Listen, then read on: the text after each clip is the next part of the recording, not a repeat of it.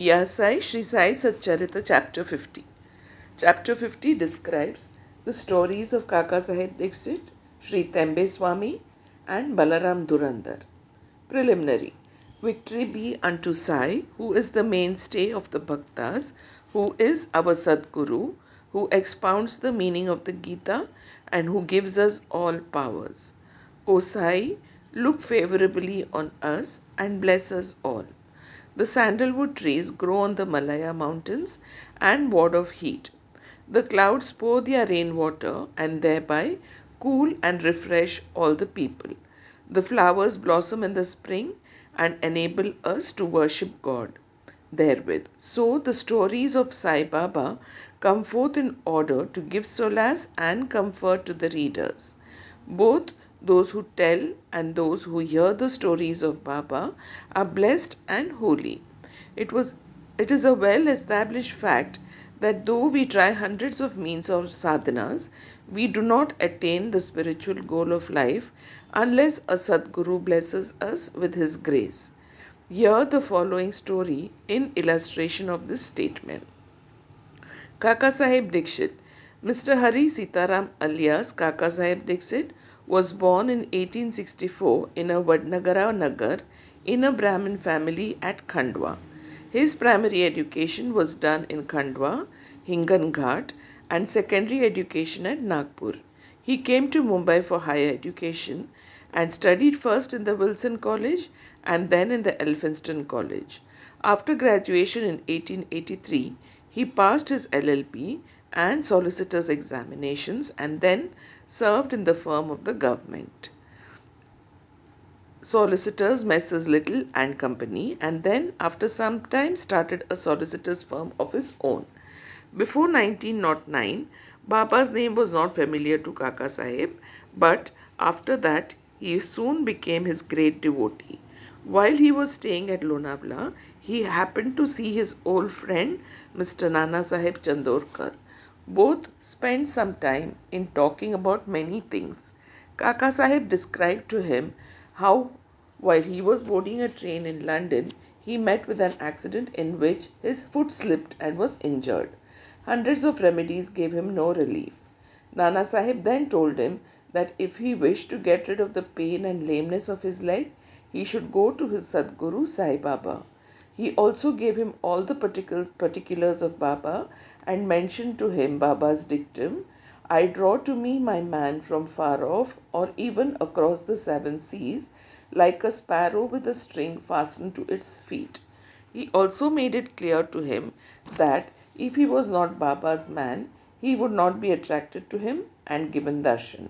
Kaka Sahib was pleased to hear all this and said to Nana Sahib that he would go to Baba, see him and pray to him to cure not so much his lame leg, but bring round his lame, fickle mind and give him eternal bliss. Some time after, Kaka Sahib went to Ahmednagar and stayed with Sirdar Kaka Saheb Miracle in connection with securing votes for a seat in the Mumbai Legislative Council. Mr. Bala Saheb Miracle, son of Kaka Saheb Miracle, who was a Mamlatdar of Kopargaon, also came at that time to Ahmednagar in connection with the horse exhibition there. After the election business was over, Kaka Saheb Dixit wanted to go to Shirdi, and both the Miracles, father and son, were also thinking about a fit and a proper person as a guide with whom he should be sent there.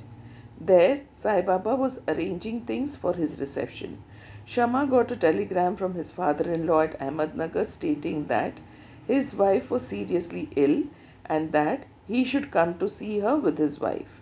Shama, with Baba's permission, went there and saw his mother-in-law and found her improving and better.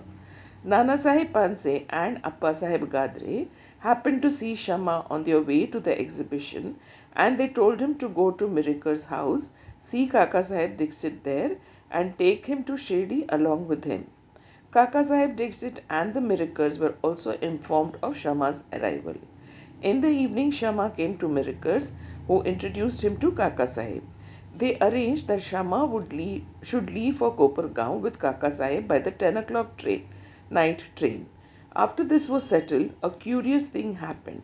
Bala Sahib Miracle threw aside the veil or the covering on Baba's big portrait and showed the same to Kaka Sahib. He was surprised to see that he whom he was going to meet at Shirdi was already there in the form of his portrait to greet him at this juncture. He was much moved and made his prostration before the portrait. This portrait belonged to Mega. The glass over it was broken and it was sent to Miracles for repairs. The necessary repairs had already been made and it was decided to return the portrait with Kaka Sahib and Shama. Before 10 o'clock, they went to the station and booked their passage, but when the train arrived, they found that the second class was overcrowded and that there was no room for them. Fortunately, the guard of the train turned out to be an acquaintance of Kaka Sahib and he put them up in the first class. Thus, they travelled comfortably and alighted at Kopargaon. Their joy knew no bounds when they saw there Nana Sahib Chandorkar, who was also bound for Shirdi. Kaka Sahib and Nana Sahib embraced each other and then, after bathing in the sacred Godavari river, they started for Shirdi. After coming there and getting Baba's darshan, Kaka Sahib's mind was melted, his eyes were full of tears and he was overflowing with joy. Baba said to him that he was also waiting for him and had sent Shama ahead to receive him.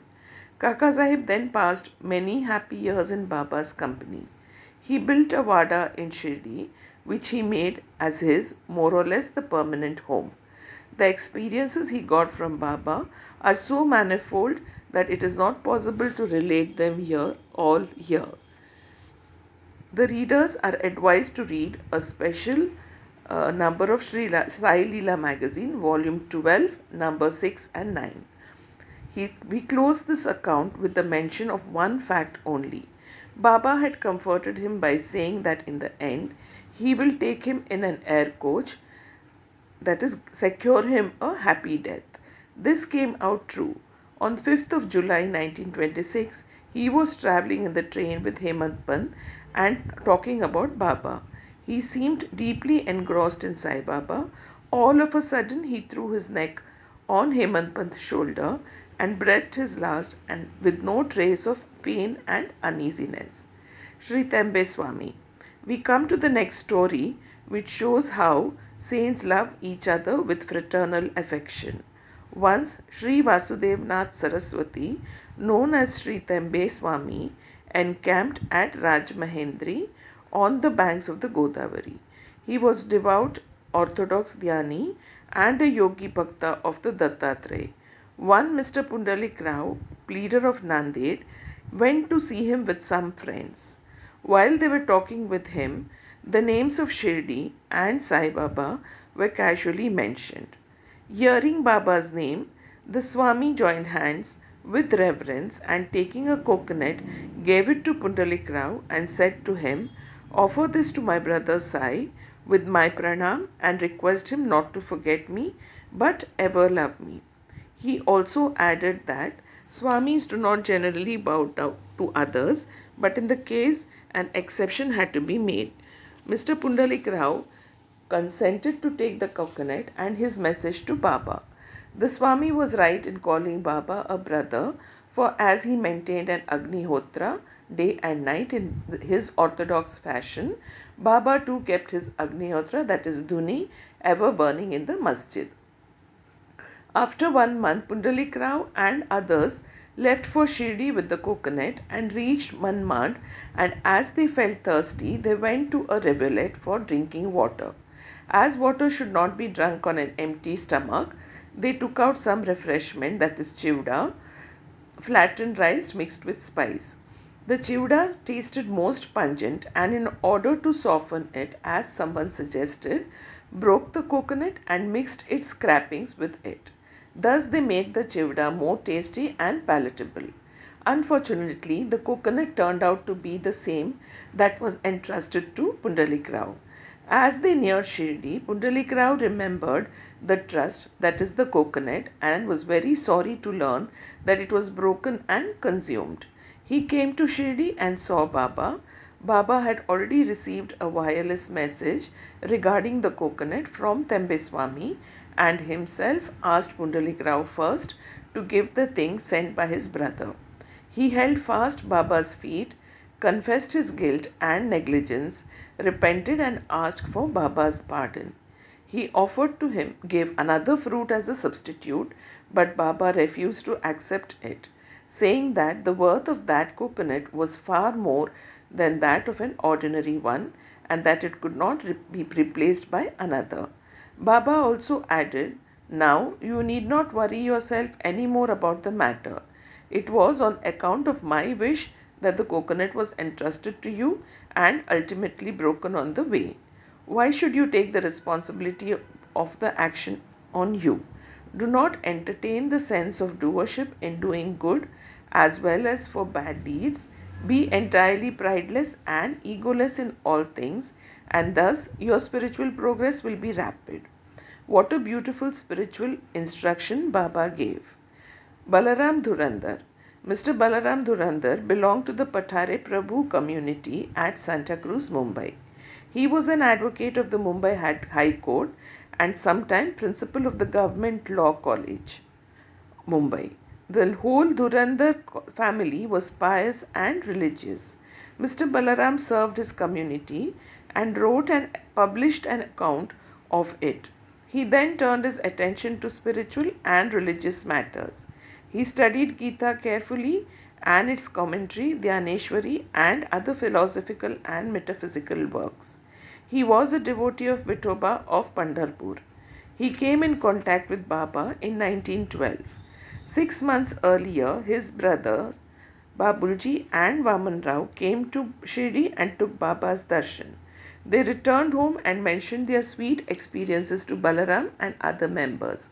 Then they all decided to see Baba. Before they came to Shirdi, Baba declared openly that today many of my Darbar people are coming.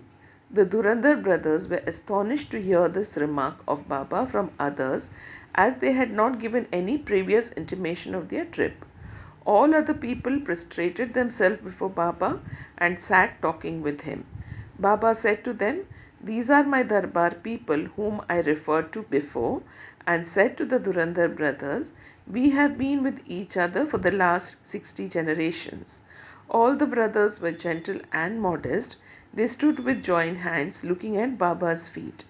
All the sattvic emotions such as tears, choking, etc. moved them and they were all happy. Then they went to their lodging, took their meals and after taking a little rest again came back to the masjid. Balaram sat near Baba massaging his legs.